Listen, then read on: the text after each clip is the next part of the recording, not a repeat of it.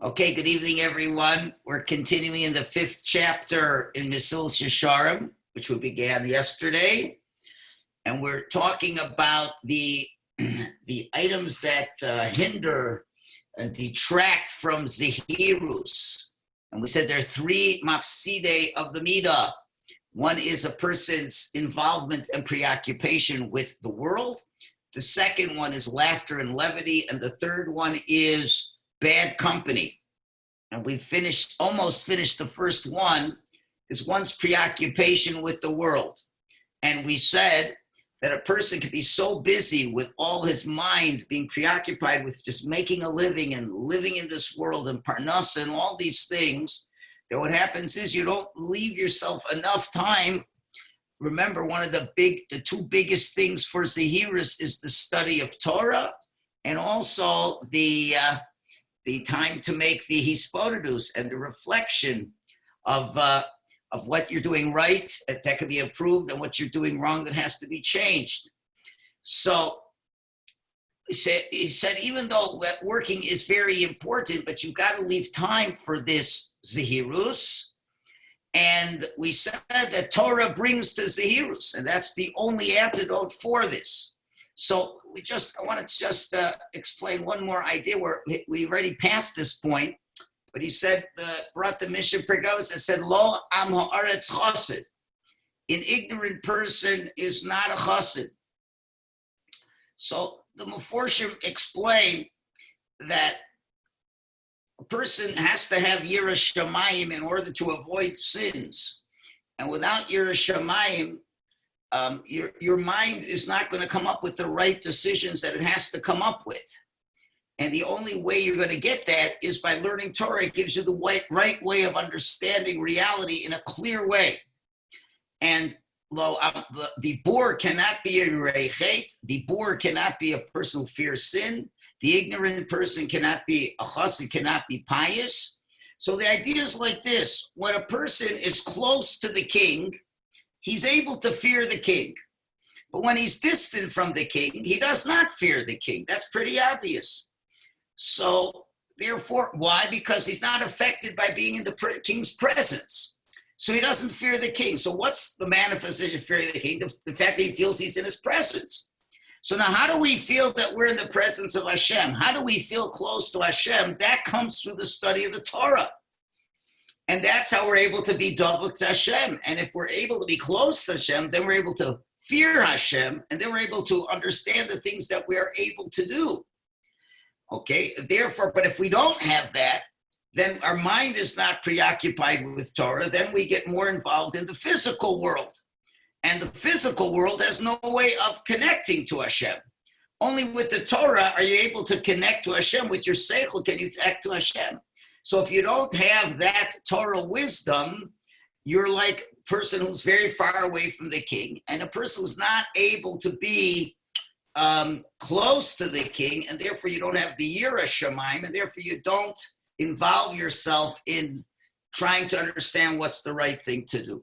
So that's what we mean, and we spoke about Torah Lishma yesterday. Fine. Let's move on now to the second page, where he goes in greater detail about this Yetzer Hara, and the only way to be able to overcome the Yetzer Hara is through the antidote of Torah. So he says, because the Yetzer Hara truly is very strong inside a person. Without the person realizing it, that the Yetzer gets stronger and stronger, till he rules over him. And once you have that, a person can try every type of strategy in the world. But if you don't take the medicine that was created for this sickness of the Yetzer Hara, if you don't take this, then there's nothing's going to help. Lo yedav lo yargish b'kfuras chal yom. He will not even feel and understand the strength of the sickness. The person doesn't check how the sickness is growing. You're not going to take any tests or anything. You don't realize how bad things are. So if you don't take the medicine, you're not going to realize you're getting sicker and sicker. El Kishayamas Bechet, only when the person dies in his sin, V'tovet Nishmos, and he loses his soul. Holamazadov, what's this compared to? And he's really repeating what we said yesterday. A sick person goes to the doctor recognizes the sickness, and he says, take this medicine. And the patient who has no knowledge in medicine at all, he doesn't take the medicine. He takes whatever he thinks is going to be a good medicine. Obviously, this person will certainly die from that because he's not taking the right medicine. So it is over here.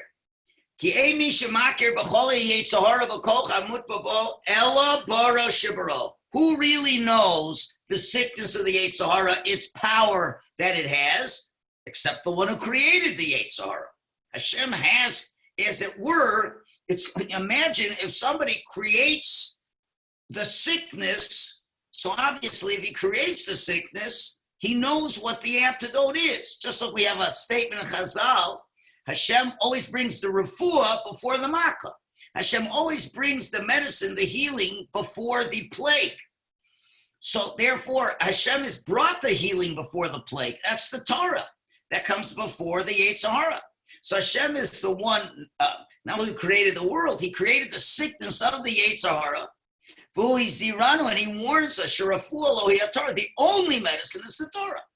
So who's going to leave that medicine and not take it? He's going to take whatever else he wants and thinks he'll live? How could that happen? So what's going to happen eventually? Certainly, the darkness, the physical darkness will get stronger and stronger, madrega achar madrega, level after level. And this is the problem. It doesn't happen right away. It's not like you get sick immediately. It's a long process. He doesn't realize it until he's so sunken in the evil. He's so far away from the truth, such a great distance. That even thoughts of ways of taking on the Yetzer doesn't even enter his mind. To seek for the truth. That's really a very sad reality. You know, if a person smokes, they don't die right away. It takes years and years for the smoking to develop the cancer inside the person. So it is with the Yate Sahara. You figure, I won't do anything to watch about the Yate Sahara. He doesn't put you away right away. Slowly, until he totally is able to destroy you. And that's the whole point. Man is only able to connect to the good and to the truth through his neshama. And when the physical part of the person gets strong, then the neshama isn't able to dictate to the human being the proper behavior.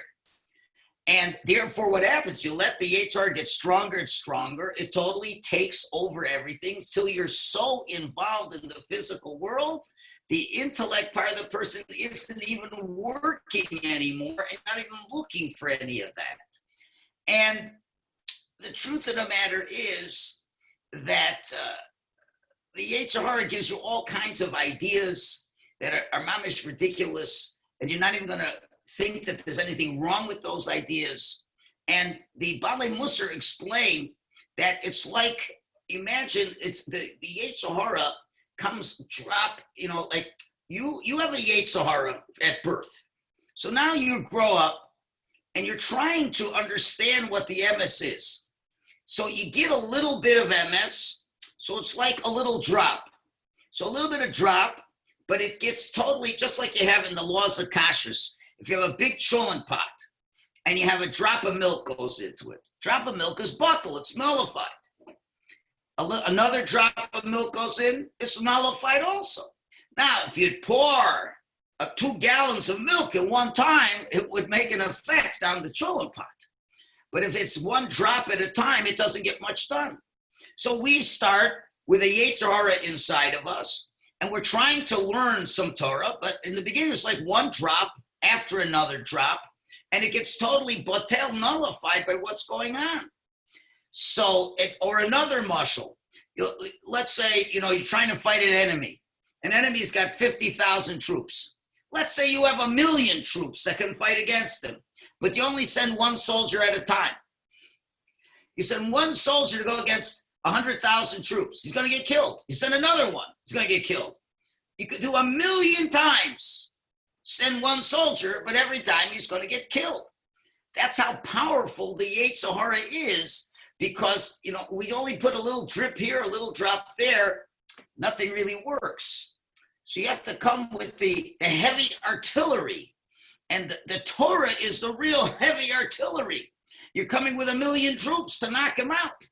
So if we don't have that Torah, it doesn't have that power to knock him out. And it's very important, because if you don't have the Torah, the Yate Sahara will mamish make you see things that don't exist.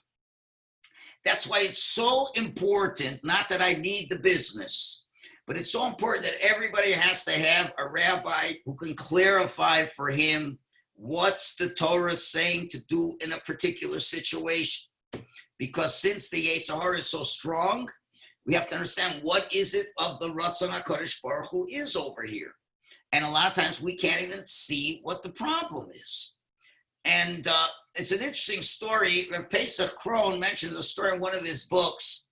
The story was a true story about an Israeli fighter pilot who was supposed to be the leader of an attack team. So the way it works in the Israeli pilots, that they have to identify the target of the enemy, transmit that information to the assault planes behind, and then when the one plane gives the information, the assault plane is able to shoot down the enemy. That's how it works. It's a tag team. So you have this one Israeli soldier who has his F-16, and then one more thing they have to do. So when you transmit the information, the assault planes, the first plane better sharply go away so he doesn't get hit by the missiles that get shot afterwards. The first plane's going first, the second one's afterward. This first one identifies it. He's got to get out fast when the second one shoots so it doesn't get shot. So one time, it was, the guy's flying up and down and this and all, and there's a lot of G-force. Quickly going down and then going up, whatever. So he got, usually they don't get disoriented, but he got so disoriented, he started feeling the effects like a vertigo effect. Now, when we have vertigo, like everything's spinning, but in a plane, sometimes you don't realize that your plane flips upside down as you're now going, because when you're going down and up and this and that, sometimes your plane can be upside down, and you don't even think you're upside down because you're used to being upside down so many times. So you think you're right side up. So without realizing it, the guy flipped his plane upside down as he approached his next attack point. Now you got to realize, what do you normally do? If you're right side up and you give the coordinates, then immediately you go up to get out of the way, a sharp increase up. Now, if you're upside down, where's going to be the sharp going up? Going down, and you're going to crash. Okay, that's what's going on. He did not realize. So the first pilot, he sights the target, and now he's going to pull back in the controls, and now he's going to take that sharp rise. And he's for sure thinking he's right side up. He looks at the instrument panel, and as he is going up, the instrument panel saying he's going down. Now, you don't got a lot of time to fix that. Going up is fine, but going down, you're going down. So he says, that's funny. How come my instrument panel say I'm going down when I'm going up? He looks at the backup instruments. They confirm the reading that he's going down, but he could not accept what his senses refused to register, the effect of the vertical that he was in the plane that he just couldn't sense. So what does he do? So Baruch Hashem, he had good reflexes. So he radios the plane behind him and asks him, tell me my position. So the voice comes over and he says, listen, man, you're diving and you're going to crash. So now the pilot faced a dilemma with not a lot of time to figure out the options. Which should he trust? His interior senses that he's always been using his whole life, and he always knew if he was up or down, or external objective information? In other words, do you go with your heart or with your head? So the pilot later described how what he did next was the hardest thing he had to do in his life. He listened to the objective people. He listened to the backup pilot. He listened to the instruments. He pushed the controls forward, convinced that as he's pushing it, he's committing suicide because he thinks he's going up. And now he's making himself go down. He thinks. And he's like, that's it. I'm going to be finished. And at that moment, he says, I'm going to listen to what they say, but that's going to be the end of me. And then, Baruch Hashem, he pulled away safely and survived. So now what's so instructive about this story? So too with the Yate Sahara. The Yate Sahara can confuse a person so much that you mamish see that which is good, you see that mamish as evil. And that which you see is evil, you see that it's good.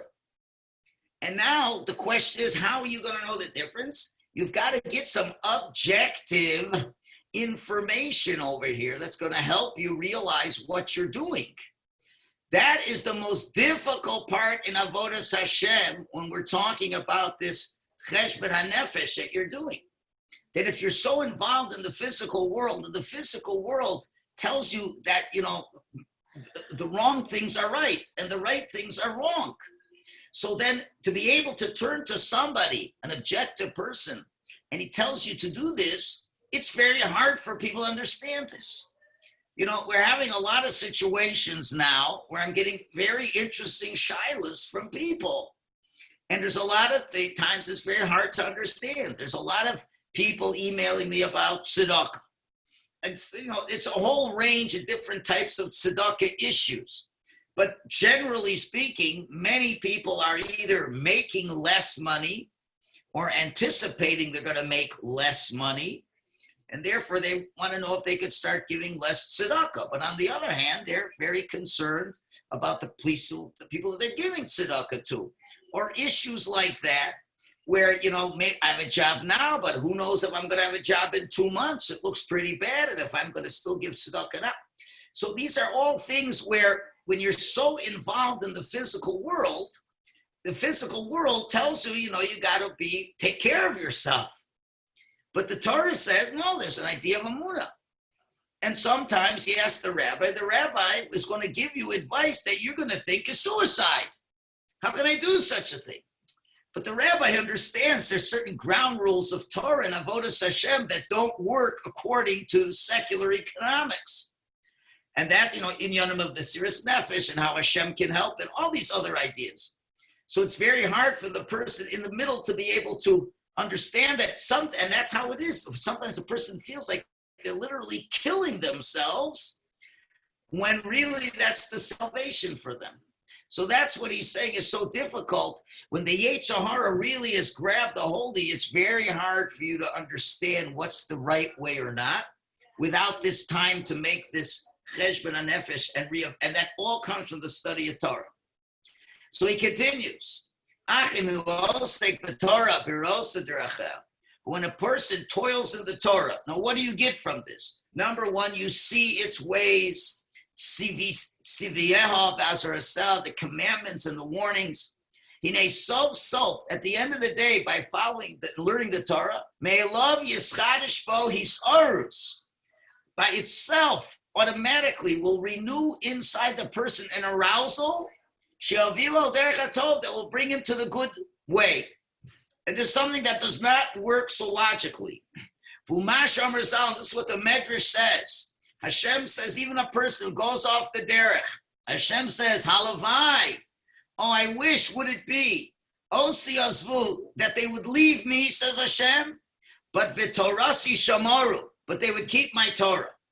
Shamaor sheba, because the light in the Torah, machziro lemutav, would turn a person back to the good path.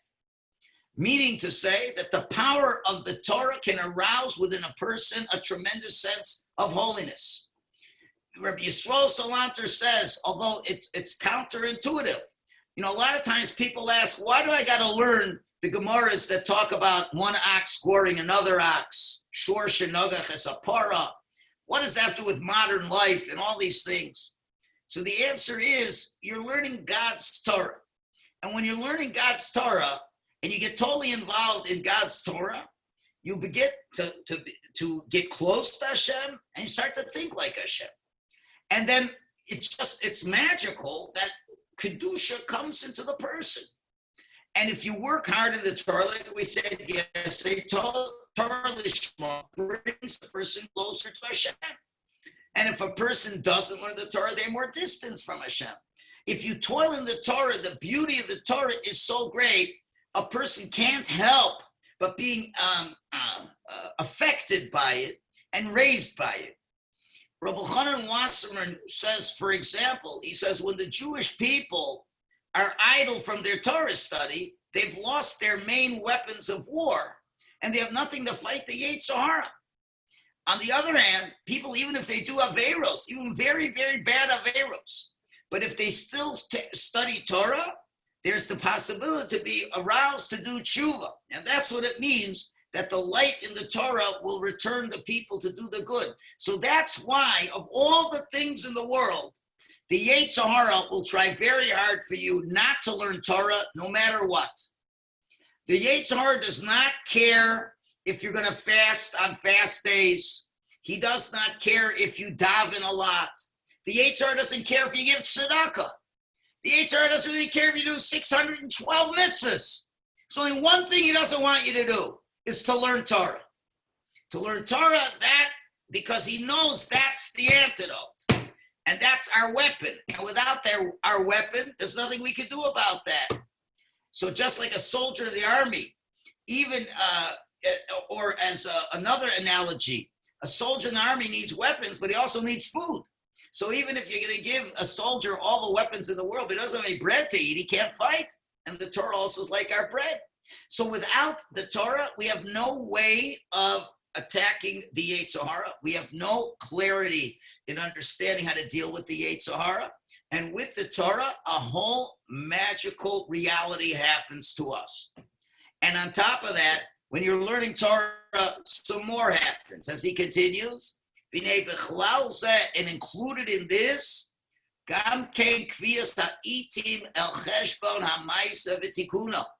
included in this time that you set for Torah is setting time to make the spiritual calculation and things that have to be corrected.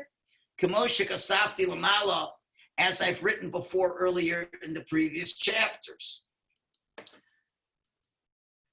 So it really is interesting that Meforshim ask, if we're saying, have you established set times for Torah? So they seem to ask, well, how is this cheshbon hanefesh part of setting sight for Torah? When you're making the cheshbon hanefesh, you're not exactly learning Torah. So they explain like this. They says, that is what Torah is. Torah is meant to bring us to understand how to live our lives properly. So obviously you're learning Torah. The Torah's teaching how to live your life properly. But if you don't make the right cheshbon, then you're not going to really be applying the Torah in the right way. The Gemara says if a person learns Torah without the desire to fulfill the Torah, better you shouldn't learn the Torah. But if you learn a lot of Torah and you're not trying to see, are you really doing the things you're supposed to be doing correctly or not, then it's not really coming to the end point of what Torah is all about. And therefore, there really is no point of the Torah. And more than that, if we make mistakes, then there's certain sufferings that have to come to us. And we have to now make a cheshbon and say, well, because at the end of the day, we want to be the right people. We want to be good people. We want to be wholesome people. Learning the Torah is amazing, but if we don't apply it properly, we're not going to be doing what we should be doing. And then there'll be deficiencies inside of us. And then we're going to have to deal with ways of correcting it. And if we're not going to be looking to correct it, then really the Torah we're learning isn't of any value. It's got to come to the point where it translates into a beautiful reality. And if we don't make that cheshbon nefesh, then that is itself a lack of Torah study. Kavata itim l'Torah means more than just establishing times for Torah. But kavata itim, your times in your life have to be established through the Torah. There's two meanings of kavata itim l'Torah. Did you establish times to learn Torah? And kavata itim, have you established that the times, for example, Shlomo Melech says there's an ace in Koheles, he says there's an ace, there's a time to dance, a time to sing, a time to love, a time to hate. There's all these different times. But the real trick in life is you got to know when is the time to love and when is the time to hate. When is the time to fight? When is the time for peace? So you have all these itim, these ace, these times. So the question is, the deeper question is, kavata itim l'Torah. Have you established these specific itim, these times in your life? Okay, it's a time to fight. Did you establish that ace because the Torah says it's a time to fight? Or you're fighting now because you're in the mood to fight? It's a time, kavata itim. Did you establish a time for peace? Because now it's a time for peace? Then fine. Then let the Torah dictate that it's a time for peace.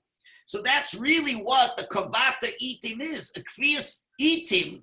So in other words, you're learning Torah, and then there's times how you have to behave. Look, sometimes people don't make the connection that the Torah you're learning is supposed to impact on different itim in your life.